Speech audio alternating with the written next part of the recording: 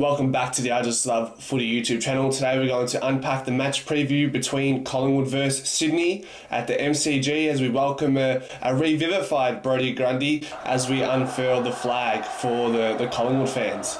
Now, the first thing I want to talk about is the selection table. So there's a few players that might have their spot in jeopardy. I think it would be stiff for any of these players to lose their spot just a week into the season, considering how big of an off-season they had performance-wise.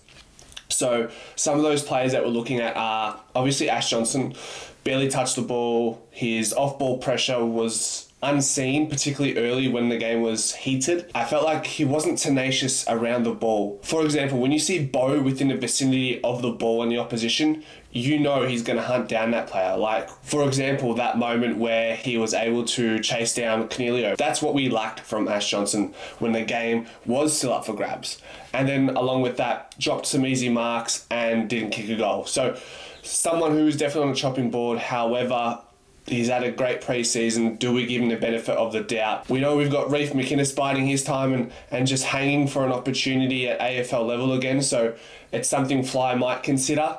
Tom Mitchell wasn't very effective. He did kick that goal. I think it was in the second quarter from memory. Other than that, I didn't notice him a whole lot. And typically you don't really notice a Tom Mitchell performance even when he plays really well, just because he's in and under and he has the ball for half a second where he dishes it out. But I think disposals-wise, he didn't have much of an impact either. To the point that he played it, he only had 9 disposals. So a very ineffective game, especially considering what we want from him. And just the 2 clearances to go with his game, which is what we need him for, the stoppage and centre clearances. Next player, obviously, the talk of the town, Mason Cox, albeit a situation maybe he doesn't deserve to be in, considering the recent developments of that story regarding his pre-game antics against the GWS midfield department. We've seen that he was already within that midfield centre, and then GWS had impeded his time with the umpire in the ruck, and then subsequently got pretty much got made the scapegoat for more likes for the sports media and the AFL. So that's a story within itself, but his performance didn't help it. Didn't touch the ball in the first half, didn't kick a goal, was probably outplayed in the ruck as well. A really disappointing performance for Mason, and it will hurt him. And I think we'd be quick to jump the gun and drop Mason Cox. We know he can have these games from time to time, but when he's really good and has an impact on the game, he's one of the most important players on the field for Collingwood. So for that reason, I think we hang on for now. And lastly, Charlie Dean. His position's probably the most susceptible to a selection change this weekend, just because we've got someone like Jeremy Howe who's returning from injury. He will look to jump straight back into the team and have an impact and have a bit of experience and wisdom in the backline when we are being overwhelmed, and have those moments between goals to really have a chat with the team and dissect what's happened live in play. I think maybe that was missed. And Charlie's obviously probably not ready for the responsibility of those sort of situations. So I think Charlie, while he had a really good preseason and a really good game against Richmond in the preseason match, I think he might lose his spot. But that's just me only guessing. I wouldn't be surprised if all these players keep their spots, but we'll see. Moving on. So, talking points for the game. Do Sydney target Nick Dacos again with Robbie Fox? I remember that had a bit of an impact, but other players stepped up in lieu of Nick Dacos that game.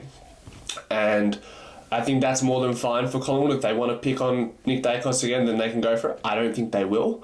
I think Robbie Fox, he played a role in Jake Lever, and Jake Lever subsequently had the worst rated game since the start of 2022 for his standards, being Jake Lever. So if that is a trend, then we might see a Robbie Fox on someone like Darcy Moore or Jeremy Howe to nullify their impact in the air and make sure the ball hits the deck. And Sydney are a great ground ball get team. in 2023. They were an outstanding ground ball get team. So their message is, let's get the ball to the ground in the forward line and let the smalls go to work. I'm sure Collingwood are and will be unpacking how they pressured players on the ball when we versed GWS. I think there were times where we're a frontal pressure type of team, to put pressure on the ball as early as possible and have an impact. And there were probably times where we made decisions to go to the player on the ball, and we would make a decision to go, but then we would obviously leave the player behind us open, and all it took was for a really quick handball from a GWS or a really quick kick for GWS to get in behind, and we saw that multiple times. And I think Sydney are a team who have similar capabilities to GWS, who can transition the ball really quickly and really well off the half back. So Collingwood have to be super mindful of that. If we don't tighten up our pressure and decision making in transition when defending the ball moving forward, then it could be a similar story that we saw develop against GWS on Saturday night. Another obvious one, which is Collingwood's identity, so I think it'll be a quick fix, but just our need to re-establish the synergy in our own build-up play. I think to be a great team, what I've learned over the weekend is you can be a great contested ball team, you can be a great clearance team, but if you aren't able to move the ball from end to end and transition, then it's going to be hard for you to be a premiership fancy team.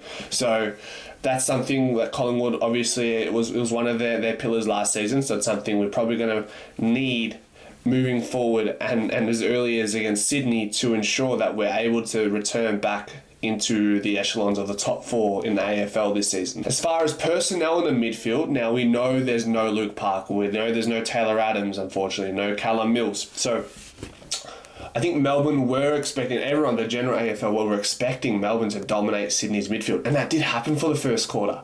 But Sydney initially absorbed that pressure, and Melbourne's inability to connect forward gave Sydney time to work into the game. And they relied on players who typically don't necessarily have as a profound impact in the middle as they usually do. They found players like Isaac Heaney and Tom Papley to get going really early. Tom Papley had a handful of clearances and kicked a goal from the midfield early in that game to set the precedent against that Melbourne midfield. And ultimately, those boys dragged along players like Chad Warner, who got busy, Rowbottom as well. So these younger players saw that, the experienced players like Papley and Heaney, who aren't always rolling through the midfield but had to due to the injury situation, saw what they were doing, and naturally, when you're inspired by a teammate, you usually follow the footsteps of them. They're the trailblazers and you follow along. So that's what happened. In the end, most of the stats as far as clearances and contested ball work was concerned in that game, Sydney ended up winning despite starting off really slow. So that's something Collingwood will be mindful of that now. We're conscious that there are these players like Isaac Heaney and Tom Papley who are still able to have a significant impact in the midfield.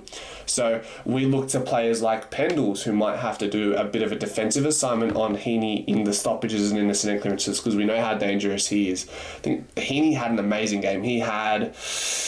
What did he have?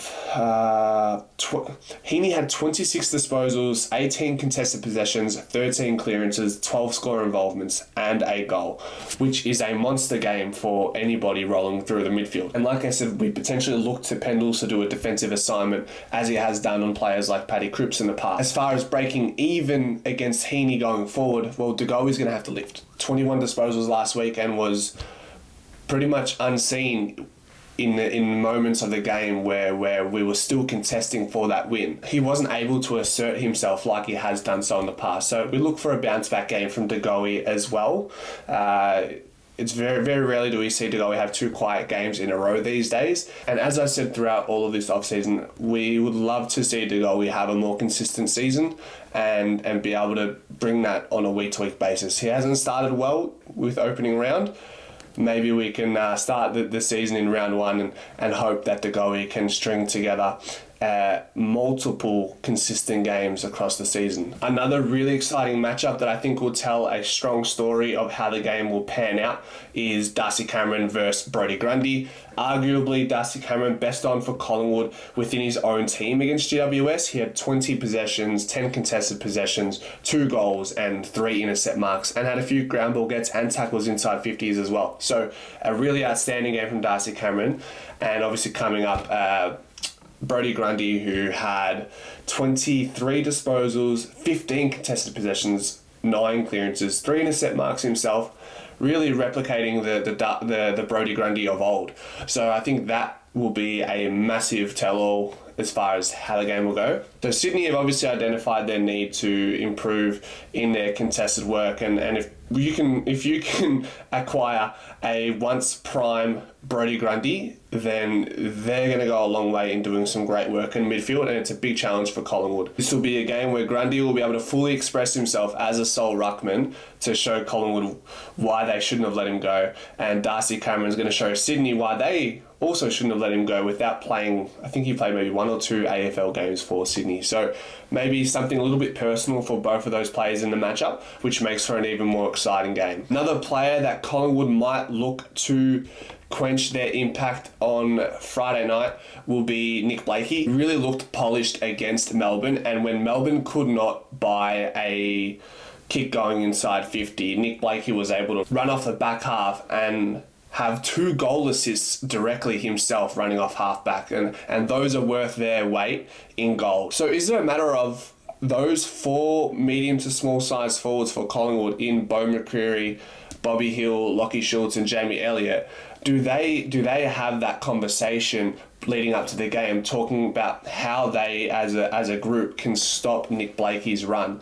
How can we affect his aerial ability? How can we make sure when he gets the ball, how are we going to stop his run off halfback and ensure that they aren't getting any run off his own plays? That will be another telling story for how the game will transpire. And personally for me, I think the first name on the board as far as assigning a player to Nick Blakey, it will be Beau, obviously. It seems pretty like for like. So we'll see where that goes in the end. I'm pretty hopeful that Collingwood go in and beat Sydney at the G for the unfurling.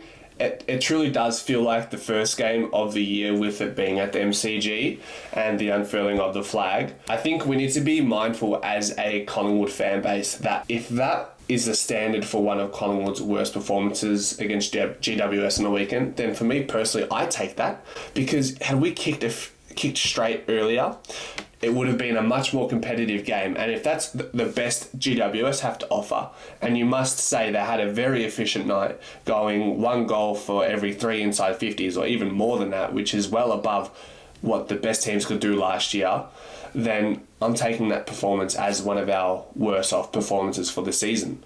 And Collingwood, like I said, our inefficiencies in front of goal and our inability to score from our volume of inside 50s, 60 inside 50s, which is, again, more than any team could do last year on an average basis. I think that the best average for inside 50s last season was 58, and that was Melbourne. So no need to fear, Collingwood fans. We're in good hands. We've got great depth. We've got the right culture, the right identity, the right game philosophies. So look to Collingwood bouncing back against Sydney and having some really high energy at the MCG. See you guys next time. Bye.